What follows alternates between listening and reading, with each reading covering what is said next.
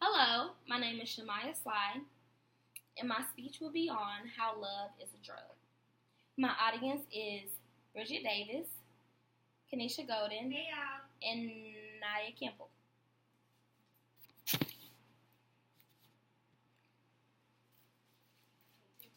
Love is a drug. Everyone is designed to crave love and affection. The chemistry between being in love and being on drugs are very similar. Love is defined as being an intense feeling of deep affection. Love can be expressed to another human being, animal, or any material object you have deep feelings about. Falling in love can be tricky. You can fall in love subconsciously without even knowing it. Have you ever came home after a long day of work and the sight of presence of your significant other or your pet changes your whole mood? That, my friend, is love. There are small muscular twitches in your loved one's face that attracts them to you. Have you ever smelled a particular scent and it made you think of a certain place or a loved one? That, again, is a dosage of the drug I call love. Lust and love are often falsely placed into the same category. The definition of lust is having a strong sexual desire for someone and sometimes something.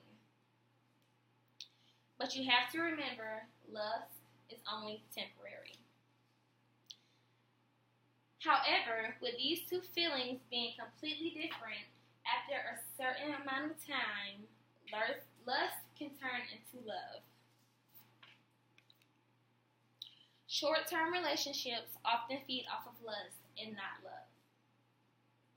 The chemical that our brain releases while being in lust are dopamine, noradrenaline, and serotonin.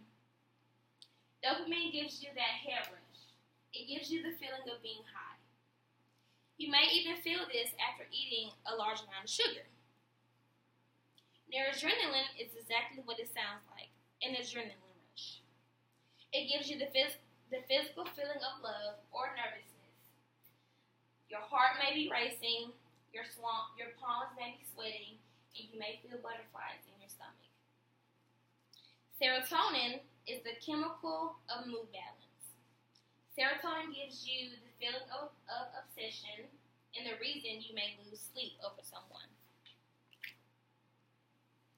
A short-term relationship lasts up to 2 to 3 years before it turns into a long-term relationship.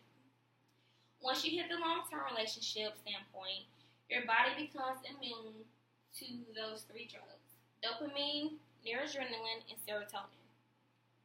At this point, your body is introduced to a new drug called oxytocin.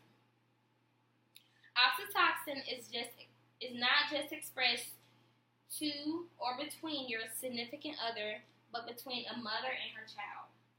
Oxytocin is released when giving birth or while breastfeeding. Another release point for oxytocin is when you are sexually involved with someone. After being in a long-term relationship with someone, you may catch yourself talking or thinking about them all the time. And you may experience this bond between you all that cannot be explained.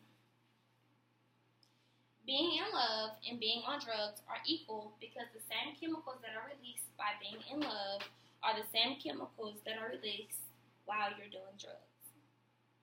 Developing the love for drugs is how addiction come about. Yes, you can be addicted to your loved one, the same way an addict is addicted to their drug. Have you ever been away from your significant other for a while and began to miss them?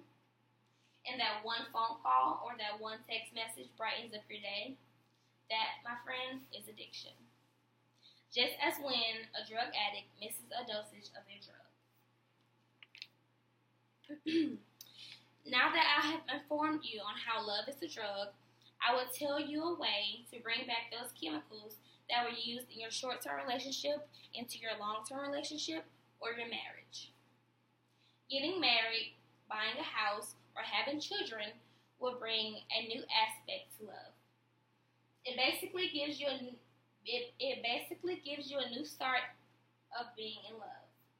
Stepping out of your comfort zone and trying a new adventure with your significant other or loved one can also refresh your love.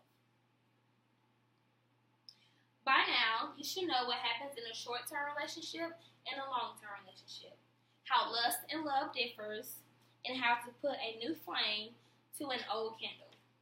My hopes for you are to consider following love before you consider doing a drug.